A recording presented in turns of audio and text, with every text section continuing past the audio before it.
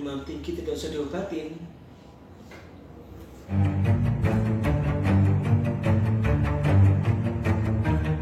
Halo Sobat Sehat, kembali lagi dengan saya Dr. Niko Febrianto Kurniawan.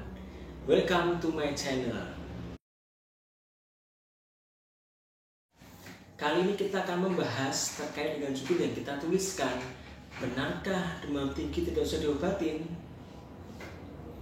Bukankah demam tinggi pada anak berbahaya? Tenang dulu, kita akan bahas ya terkait dengan penjelasan dari judul yang kita sebutkan di depan. Kita akan menjelaskan definisi atau arti dari demam. Demam adalah suatu kenaikan suhu badan di atas 37,3 derajat Celcius. Jadi demam itu adalah merupakan suatu gejala. Demam sendiri bukan merupakan suatu penyakit ya teman-teman ya. Jadi ketika seseorang terkena demam itu berarti menandakan adanya suatu infeksi. Infeksi bisa infeksi bakteri, infeksi jamur ataupun infeksi yang lainnya. Oleh karena itu ketika kita demam, kita harus curiga demam kita apakah disertai dengan batuk pilek kah, ataukah ada sakit gigi, ataukah ada sakit kepala, ataukah muncul bintik-bintik merah pada badan, ataukah disertai dengan badan atau sendi-sendi yang ngilu. Karena setiap gejala itu mempunyai penyebabnya masing-masing. Kita anggap mungkin adalah sebagai pertama, virus, infeksi virus biasanya ditandai dengan demam. Demam pada infeksi virus sifatnya naik turunnya sangat cepat ya. Kadang pagi hari demam, siangnya agak normal dikit, turun dikit, tapi sore kembali demam lagi. Nah, tipe-tipe demam tersebut, setiap bakteri, setiap virus tentu memiliki karakteristik berbeda-beda. Demam yang disebabkan karena virus biasanya akan sembuh sendiri dalam waktu 4-7 hari. Jadi perlu kita perhatikan gejala-gejala virus tersebut. Gejala virus biasanya disertai dengan pertama, demam yang tinggi, naik turunnya sangat cepat. Yang kedua, kadang disertai dengan sakit kepala hebat. Yang ketiga, bahkan badan-badan seringnya akan terasa ngilu seperti gerak sakit, miring sakit, berdiri sakit. Jadi badan-badan atau persendian akan terasa nyeri-nyeri semua. Nah, ketika kita ada suatu gejala tersebut, kita bisa curiga mengarah suatu infeksi virus. Yang kedua, demam sendiri dapat disebabkan karena infeksi yang lain seperti infeksi bakteri. Bakteri juga macam-macam, bisa bakteri di pencernaan, bakteri di saluran napas, atau bakteri di saluran kencing. Nah, jadi setiap bakteri itu akan memiliki gejala yang berbeda-beda juga. Kita misalkan penderita yang menderita demam di atas 4 hari dan seringnya adalah demamnya malam hari, sore menjelang malam hari, kita bisa mencurigai mengarah ke demam tipes. Demam tipes diciri-cirikan sebagai pertama, demam di atas 4 hari. Artinya ketika kita kasih obat terapi, demamnya turun tetapi akan kambuh kembali. Dan karakteristik dari demam tipes adalah demamnya sering pada malam hari. Sore menjelang malam badan terasa tidak enak, badan terasa lemas kembali, sakit kepala kembali, dan demam kembali. Yang berikutnya gejala tipes sendiri adalah gangguan dari pola BAB. Bakteri pada tipes itu adalah bakteri yang menyerang pada saluran cerna. Oleh karena itu seringnya pasien yang menderita sakit tipes akan terjadi gangguan pada pola BAB-nya. Bisa jadi menjadi susah BAB ataupun malah menjadi mudah BAB atau menjadi mencret. Nah, itu adalah jenis-jenis demam disebabkan karena beberapa faktor.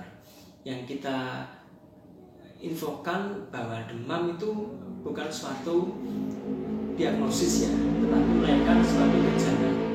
Yang perlu kita perhatikan ketika anak kita demam atau kita demam, kita harus apa sih? Nah, di depan kita membahas apakah demam yang tinggi tidak usah diobatin. Tentu salah, karena demam yang tinggi pada anak-anak di bawah 5 tahun, demam tinggi di atas 40 derajat Celcius akan memicu reaksi kejang pada anak. Tentunya kejang bisa memiliki dampak yang kurang baik pada anak, karena ketika terjadi kejang, aliran suplai oksigen, suplai darah itu ke otak juga berkurang. Jadi ketika demam yang tinggi yang memicu kejang tidak diobati dengan benar akan memberikan efek samping atau komplikasi yang cukup berat pada anak ketika nanti dewasa. Oleh karena itu kita akan bahas terlebih dahulu kira-kira apa yang kita lakukan ketika anak kita demam. Jadi demam kita tidak usah terlalu cemas, khawatir ketika anak kita demam. Apalagi apabila demam baru 1 hari 2 hari.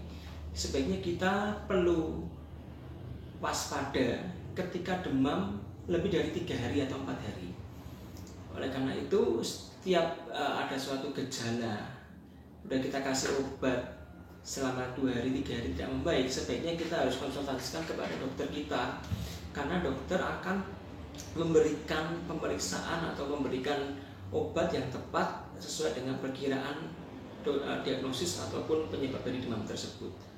Jadi yang sering ditanyakan kepada kami adalah ketika anak demam sebaiknya kita mengkompres dengan air dingin atau air hangat ya. Jadi kalau menurut yang kita pelajarin, baik mengkompres dengan menggunakan air dingin atau air panas itu adalah sama baiknya. Tetapi kalau saya pribadi ketika saya menyarankan kepada pasien saya lebih menyarankan untuk menggunakan kompres dengan menggunakan air hangat. Kenapa? Karena ketika anak demam, anak biasanya kedinginan. Ketika anak kedinginan, kita berikan kompres dengan air dingin akan memberikan rasa tidak nyaman pada anak. Oleh karena itu saya sendiri lebih menyarankan ke pasien saya untuk menggunakan kompres air hangat. Pertama, air hangat sendiri dapat memberikan rasa nyaman kepada anak atau kepada bayi. Ketika anak kedinginan dikarenakan demam tinggi, pemberian air hangat ataupun kompres hangat dapat memberikan rasa nyaman pada badan. Berikutnya, ketika anak kita demam, kita harus menjaga suasana suhu ruangan tidak boleh terlalu panas juga. Banyak di antara kita mungkin ketika anak kita demam, kita cemas, kita memberikan selimut, jaket yang sangat tebal sekali pada anak kita. Padahal yang perlu kita ketahui juga, ketika suhu ruangan lebih dingin dibandingkan dengan badan, itu akan dapat membantu mengurangi demam pada anak. Jadi kita jangan salah persepsi, bukan berarti ketika anak kita demam kita tidak memberikan selimut atau jaket, itu juga salah. Jadi kita cukup memberikan baju yang nyaman, tidak usah terlalu tebal. Ketika kita mau memberikan selimut, kita juga dapat memberikan selimut yang tidak usah terlalu tebal, mungkin hanya tipis-tipis saja, supaya memberikan rasa nyaman pada anak kita. Yang berikutnya adalah terkait dengan pemberian cairan yang cukup pada anak-anak. Kebutuhan cairan ketika seseorang atau anak-anak demam, kebutuhan cairan akan bertambah. Kita anggap mungkin anak kecil kebutuhan cairannya adalah 1 liter per hari. Nah, dengan kondisi demam, tentu anak memerlukan cairan yang lebih agar dapat membantu mengurangi kondisi demam atau suhu badan tersebut.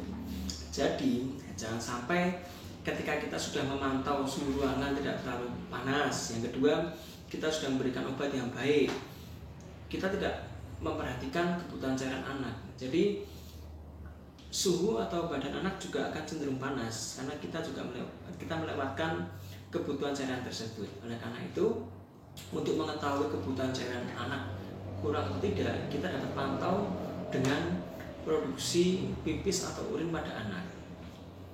Bagaimana pada anak-anak yang masih menggunakan Pampers?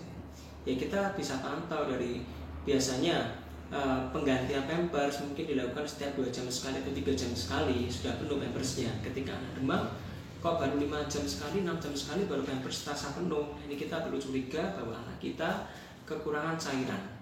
Oleh karena itu suplai cairan susu harus lebih banyak lagi. Berikutnya mungkin ada orang yang atau anak yang lebih besar lagi, kita bisa pantau kebutuhan cairannya berdasarkan warna urin. Warna urin atau warna pipis yang normal itu seharusnya berwarna putih jernih ya. Ketika seseorang kekurangan cairan atau mungkin ada gejala ringan dehidrasi, warna urinnya akan berubah menjadi sedikit pekat. Nah, ketika sedikit pekat atau menjadi agak orange, itu menandakan bahwa kita adalah kekurangan cairan. Oke sobat sehat, jadi kita sudah belajar ya, apabila anak kita demam, kita tidak usah buru-buru cemas atau panik ya, karena demam yang terjadi dalam waktu singkat atau 1 atau 2 hari memiliki suatu penyebab yang belum pasti. Bisa saja karena infeksi ataupun hanya gejala radang ataupun mau terjadi suatu batuk pilek. Oleh karena itu, lakukan 4 hal yang tadi kita sharekan bersama, yaitu pertama, berikan kompres, bisa menggunakan air hangat atau air dingin, tetapi saya pribadi lebih menyarankan untuk menggunakan air hangat. Yang kedua, berikan kebutuhan cairan yang tepat untuk anak Anda atau anak kami dengan cara melihat ciri-ciri apakah ada suatu dehidrasi atau tidak. Ketika anak dehidrasi, biasanya urin akan menjadi lebih pekat. Ya, yang ketiga, aturlah suhu ruangan agar tidak terlalu panas juga. Tentu kita harus memberikan obat yang tepat. Oleh karena itu, apabila demam lebih dari 3 hari, saya sarankan untuk segera ke dokter atau ke sarana medis terdekat ya, agar dokter mampu memberikan pilihan obat yang tepat, terapi yang tepat, dan tata laksana yang baik juga untuk anak-anak Anda semua. Saya rasa informasi yang kita berikan sudah cukup ya. Apabila dirasa informasi yang saya berikan dapat bermanfaat, boleh disiarkan atau dibagikan kepada saudara atau teman-teman kita semua ya. Oke sobat sehat, sehat selalu. Bye bye.